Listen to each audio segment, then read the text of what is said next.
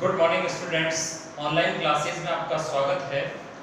आज हम लोग पढ़ेंगे अध्याय 3 चुनावी राजनीति। इसका हमने पहला भाग पिछले वीडियो में पढ़ लिया था। आज हम इसका दूसरा भाग पढ़ेंगे चुनावी राजनीति का। तो इसका पॉइंट है 3.1, चुनाव की हमारी प्रणाली क्या है। देखो, हमारे यहाँ जो चुनाव, बड़े चुनाव होते हैं, यदि केंद्र सरकार बनाने के लिए जो चुनाव होते हैं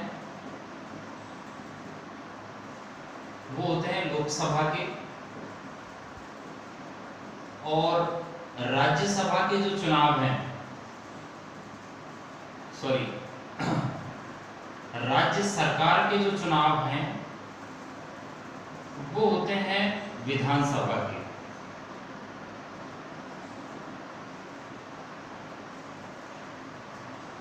तो राज्य सरकार, क्योंकि हमारे देश में दो प्रकार की सरकार कार्य करती है, केंद्र सरकार और राज्य सरकार।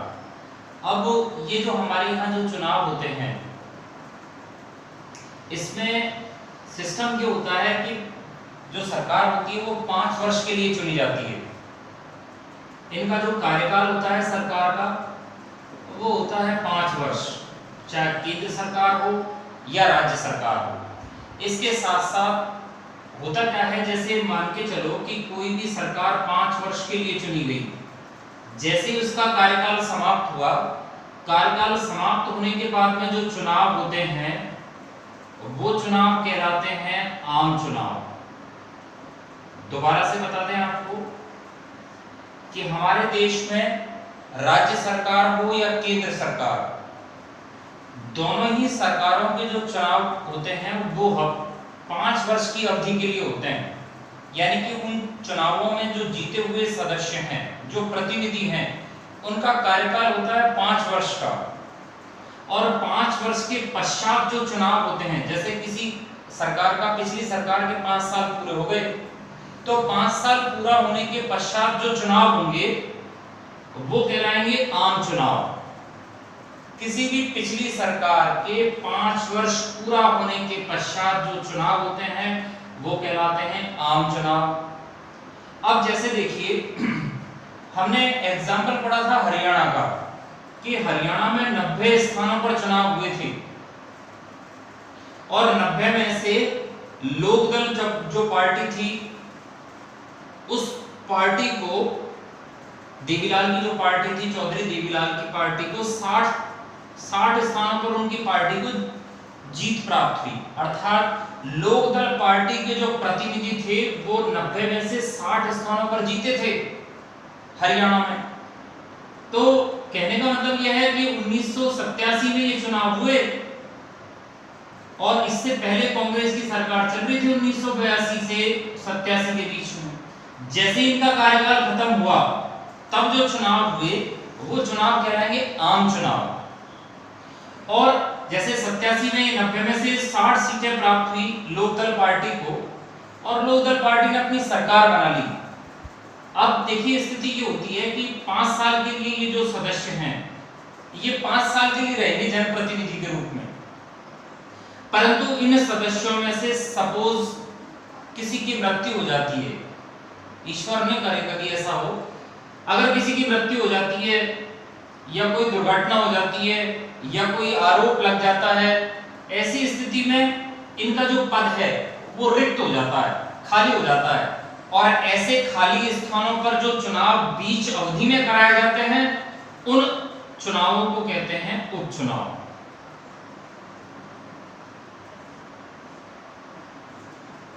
तो दोनों चीज हमने पढ़ी। आम चुनाव, किसी भी सरकार की कार्यकाल की अवधि पूरा होने के पश्चात जो चुनाव कराए जाते हैं वो कहलाते हैं आम चुनाव।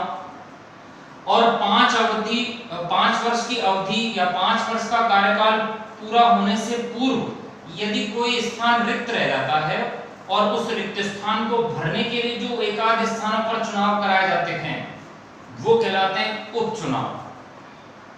अब इसके बाद में अगला जो पॉइंट आता है हमारा, वो आता है चुनाव क्षेत्र। चुनाव क्षेत्र क्या होता है? देखिए, चुनाव क्षेत्र का मतलब है हमारे देश में जो चुनाव होते हैं वो होते हैं लोकसभा के या फिर विधानसभा के या फिर नगरीय निकाय के या फिर ग्रामीण निकाय के। आपको आगे बताएंगे कौन कौन से क्या क्या होते हैं, ये दोनों के बारे में आपको आगे बताएंगे, नगरीय निकाय के बारे में, ग्रामीण निकाय के बारे में। ये आपको विस्तार पूर्वक जानकारी हम अगले चैप्टर में देंगे। तो हमारे यहाँ जो ये चुनाव होते हैं इनको क्या है, चुनाव के उद्देश्य से जिस क्षेत्र में चुनाव कराए जाने हैं, जैसे इस क्षेत्र में चुनाव कराने हैं तो उस क्षेत्र को चुनाव के उद्देश्य से, चुनाव कराने के उद्देश्य से छोटे छोटे हिस्सों में बांट देना, यही कहलाता है चुनाव क्षेत्र। तो हमारे देश में जैसे लोकसभा, विधानसभा, स्थानीय निकायों के चुनाव जो होते हैं, नगरीय निकायों के, ग्रामीण निकायों के, उनमें क्या करते हैं कि देश को छोटे छोटे हिस्सों में बांट देते हैं, उनको कहते हैं निर्वाचन क्षेत्र। चुनाव क्षेत्र का दूसरा नाम है निर्वाचन क्षेत्र। यहां से एक एक व्यक्ति या प्रतिनिधि के रूप में विजयी होगा।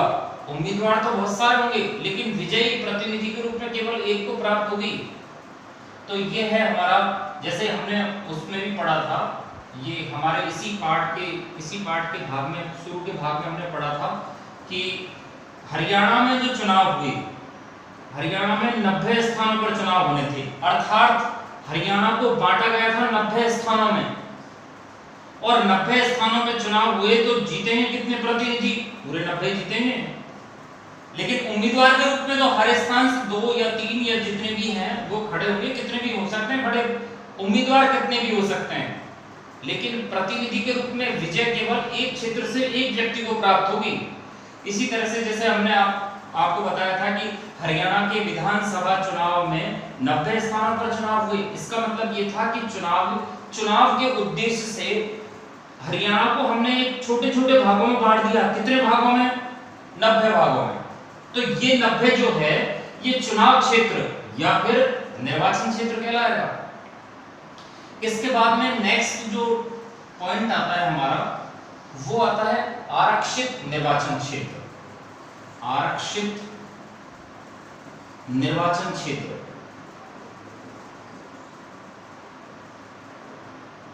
आरक्षित निर्वाचन क्षेत्र जो है, देखिए इसमें आरक्षित निर्वाचन क्षेत्र का मतलब यह है कि हमारे देश में कई कमजोर समूह, हमारे देश में कई ऐसे वर्ग हैं जिनके पास में शिक्षा की और अन्य संसाधन उनके पास में मौजूद नहीं है।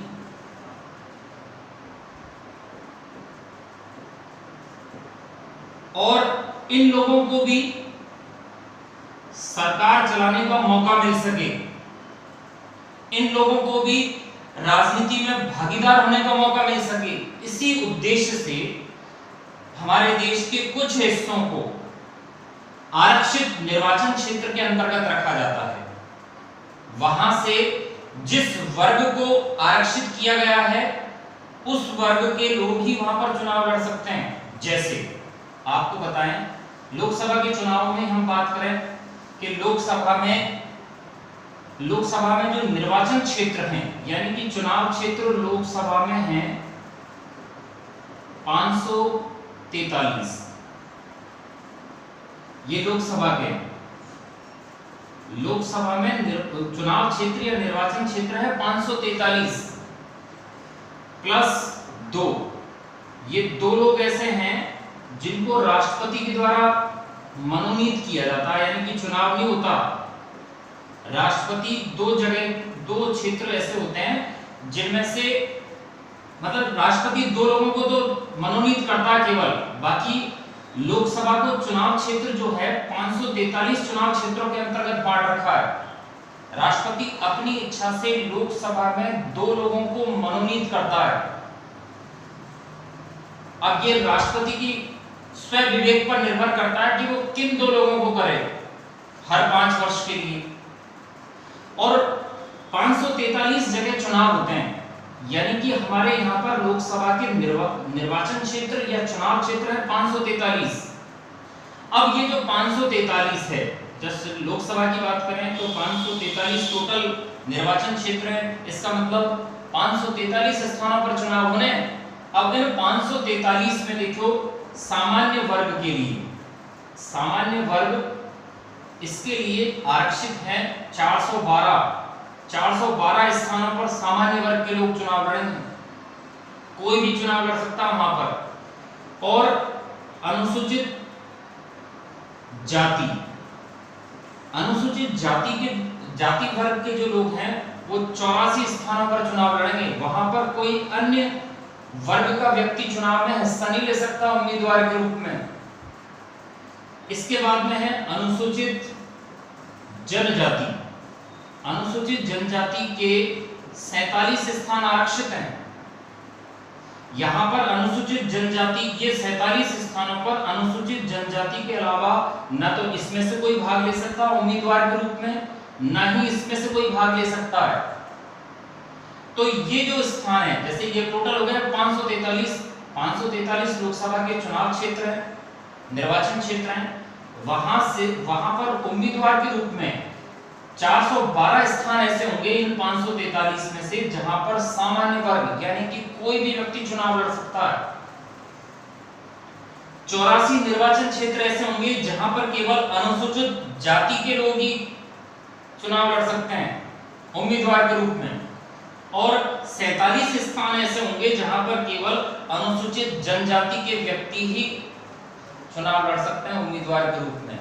ये जो स्थान हैं वो फिक्स नहीं होते कि ये जो जैसे इस बार जैसे चुनाव होने हैं, तो इस बार जैसे चुनाव होने हैं तो हमने 84 स्थानों को वो कर दिया, चिन्हित कर दिया कि इन 84 स्थानों पर अनुसूचित जाति के लोग भी लड़ेंगे, इन 47 स्थानों पर अनुसूचित जनजाति के लोग भी लड़ेंगे, और इन 412 स्थानों पर सामान्य वर्ग के लोग लड़ेंगे। आवश्यक नहीं है, जरूरी नहीं है, ये रोटेशन प्रक्रिया बदलती रहती है, रोटेशन पद्धति के आधार पर बदलते रहते हैं। जिन स्थानों पर इन 5 सालों में अनुसूचित जनजाति के लोग लड़ेंगे, अगली बार अनुसूचित जनजाति के लोग नहीं लड़ेंगे। ये लॉटरी सिस्टम होता है, इसमें लॉटरी सिस्टम के साथ साथ में आरक्षित क्षेत्र होता है, फिर बदलते रहते हैं। इस बार अनुसूचित जनजाति, अगली बार हो सकता है सामान्य वर्ग का आ जाए हमारे क्षेत्र।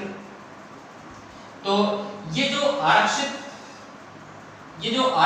निर्वाचन क्षेत्र है वो इसीलिए किया जाता है जिससे कमजोर समूह के लोग, जो निम्न वर्ग के लोग हैं, जिनके पास में शिक्षा की मूलभूत सुविधाएं नहीं है, जिनके पास में गरीबी बेरोजगारी जिन लोगों ने देखी है, या जो लोग अच्छे पढ़ लिख नहीं पाए हैं, जिनको शिक्षा की व्यवस्थाएं उपलब्ध नहीं हो पाई हैं, वे वर्ग, ऐसे वर्ग होते हैं अनुसूचित जाति और अनुसूचित जनजाति, इनके लिए स्थान आरक्षित होते हैं। इसी को कहते हैं आरक्षित निर्वाचन क्षेत्र। और हमारे लोकसभा में सामान्य वर्ग के लिए 412, अनुसूचित जाति के लिए 84 और अनुसूचित जनजाति के लिए 47 स्थान आरक्षित है। हर बार एससी में से 84 लोग लोकसभा में सदस्य के रूप में पहुंचते हैं, वो अपनी समस्याओं को रखते हैं। यहाँ उद्देश्य यह है जिससे इस वर्ग के लोग हैं, अनुसूचित जाति वर्ग के लोग और जनजाति वर्ग के लोग, वो अपनी समस्याओं को संसद तक पहुंचाएं, जिससे उनकी समस्या का निराकरण हो। देश का ऐसा कोई भी वर्ग ना हो जिसे अपने हितों की सुरक्षा करने का मौका नहीं मिले। इसी को ध्यान में रखते हुए आरक्षित निर्वाचन क्षेत्र प्रणाली जो है वो कमजोर समूह के लोगों को आगे लाने के लिए, उनका हित साधने के लिए हमारे संविधान में लागू की गई है। इसके बाद में अगला जो पॉइंट आता है वो आता है मतदाता सूची। देखिए, हमने पढ़ लिया निर्वाचन क्षेत्र पढ़ लिया हमने।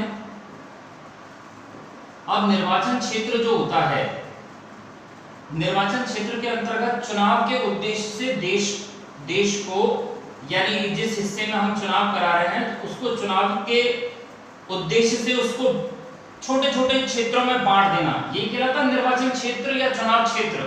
अब इसमें क्या होता है कि इस क्षेत्र में रहने वाले जितने भी लोग हैं,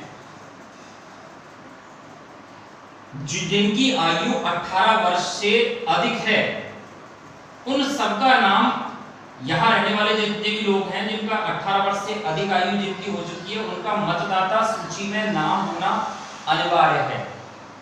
मतदाता सूची में जब उनका नाम होगा तभी वो लोग मत देने के योग्य होंगे। मतदाता सूची में नाम होने के पश्चात उनका नाम जोड़ा जाता है। जो हमारे लगाए जाते, ये टीचर के रूप में जो सरकारी शिक्षक हैं उनको बीएलओ के रूप में ये कार्य दिया जाता है, जो अपने अपने ग्राम पंचायत के क्षेत्र में जिन लोगों की आयु 18 वर्ष से अधिक हो चुकी है उनको ये कार्य सौंपा जाता है कि जो 18 वर्ष से अधिक आयु के जो लोग हैं वो अपना एक फॉर्म भर के देते हैं बीएलओ को, और बीएलओ को जब ये फॉर्म दे देते हैं, फोटो दे देते हैं और आईडी वगैरह जो उनके माता पिता की होती है उसके साथ में अटैच करके और मतदाता सूची में अपना नाम जुड़वा लेते हैं। और जुड़ने के पश्चात फिर उनकी फोटो आईडी बनाई जाती है, वोटर आईडी, मतदाता पहचान पत्र बनवाया जाता है, और उस मतदाता पहचान पत्र को लेकर ही वो जब भी निर्वाचन होगा, इलेक्शन होगा, तब वो अपना मत देने के लिए जाते हैं तो वो वोटर आईडी जो होती है उसको साथ में लेके जाना पड़ता है।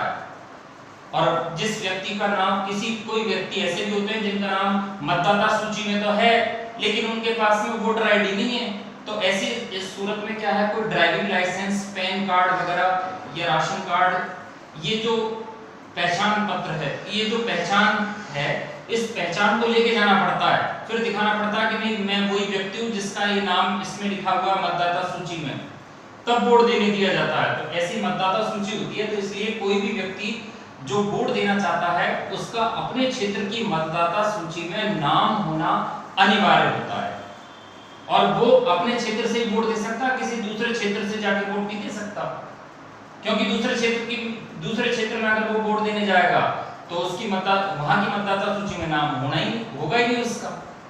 तो ये होती है मतदाता सूची। इसके बाद में अगली चीज आती है उम्मीदवार का नामांकन। उम्मीदवार का नामांकन। अब उम्मीदवार का जो नामांकन है ये अपन एक साधारण बोलचाल की भाषा में कहते हैं कि यदि कोई व्यक्ति चुनाव लड़ना चाहता है तो चुनाव लड़ने के लिए उसे एक फॉर्म भरना पड़ता है, और उसी फॉर्म को कहते हैं नामांकन। नामांकन करना यानी कि निर्वाचन आयोग के समक्ष वो एक फॉर्म भर के देता है कि भाई मैं इस इलेक्शन में, इस क्षेत्र के इलेक्शन में या इस क्षेत्र के चुनाव में उम्मीदवार के रूप में भाग लेना चाहता हूं। वो एक फॉर्म भर के देता है, उसको बोलते हैं नामांकन। तो उम्मीदवार का जो नामांकन होता है, देखिए कई बार ऐसा होता तो ऐसा है कि प्रमुख जो पार्टियां होती है वो उम्मीदवार को अपनी तरफ से उम्मीदवार खड़ा करती हैं, और उम्मीदवार खड़ा करने के पश्चात वो अपनी पार्टी के लोगों को चुनाव चिन्ह देती है। जैसे कांग्रेस के रूप में यदि कोई व्यक्ति खड़ा हुआ है तो उसको अपनी पार्टी देगी हाथ का पंजे का निशान। अगर कोई भारतीय जनता पार्टी से खड़ा हुआ है तो उसको देगी कमल के फूल का निशान। अगर कोई व्यक्ति जनता दल से खड़ा हुआ है तो उसको चक्र का निशान देगी। अगर कोई व्यक्ति बीएसपी से, बहुजन समाज पार्टी से खड़ा हुआ है तो उसको चुनाव चिन्ह देगी हाथी। तो इस तरह से उम्मीदवार के नामांकन भरने के पश्चात उसको चुनाव चिन्ह दिया जाता है।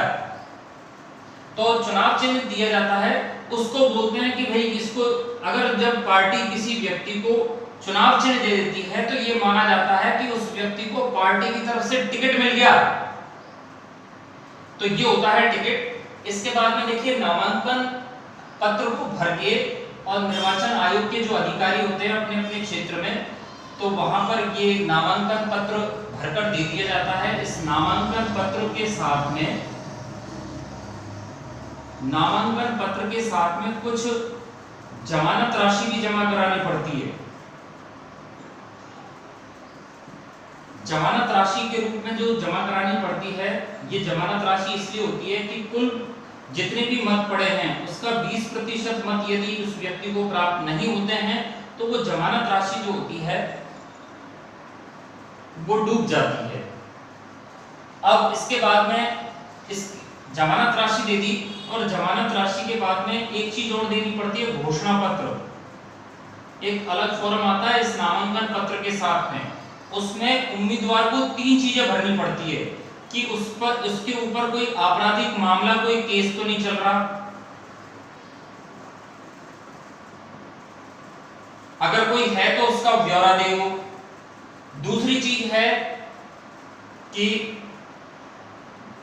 उम्मीदवार अपनी संपत्ति का ब्यौरा दे कि उसके पास में कितनी संपत्ति है, चल और अचल संपत्ति, जमीन जायदाद, पैसे, गहने, सबकी संपत्ति का ब्यौरा देना पड़ता है उम्मीदवार को। तीसरी योग्यता बतानी पड़ती है उसे कि उसकी शैक्षिक योग्यता कितनी है।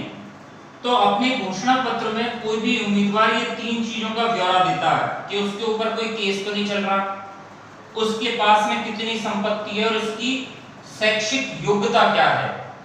ये अपने घोषणा पत्र में उम्मीदवार को भरना पड़ता है।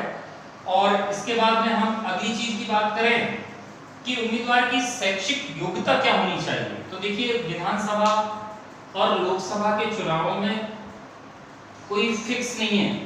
आपके एनसीईआरटी की बुक के अनुसार शैक्षिक योग्यताओं में कुछ भी नहीं है, क्योंकि शैक्षिक योग्यता उम्मीदवार की ये मानी गई है कि वो जनता के हितों की रक्षा करे, जनता के भावों को समझे और उनके हितों की रक्षा करते हुए उनकी समस्याओं के निराकरण का प्रयास करे। यदि वो इस चीज में, इस कला में वो माहिर है, तो ये मान लिया जाता है कि उम्मीदवार की शैक्षिक योग्यता यही है। क्योंकि अगर विधानसभा चुनाव में और लोकसभा चुनाव में अगर कोई ऐसा क्राइटेरिया बना देते हैं हम लोग कि भाई आज यहाँ विधानसभा के चुनाव में या लोकसभा के चुनाव में चुनाव लड़ने के लिए बीए पास होना चाहिए, ग्रेजुएशन पास होना चाहिए, तो लगभग जितने भी जो इलेक्शन लड़ने वाले लोग हैं उनमें से लगभग 50-60-70% जो लोग हैं वो चुनाव ही नहीं लड़ पाएंगे। और नहीं लड़ पाएंगे तो उसमें से कुछ लोग ऐसे भी निकल जाएंगे जो जनता के हितों की रक्षा कर सकते थे वो, क्योंकि वो जनता से जुड़े हुए हैं, जनता के भावों को समझते हैं, जनता की कमजोरियों को समझते हैं, जनता की समस्याओं को समझते हैं। तो इसी वजह से उम्मीदवारों की शैक्षणिक योग्यता का कोई जिक्र नहीं है। आज के लिए इतना ही, और पढ़ेंगे हम नेक्स्ट क्लास में। धन्यवाद।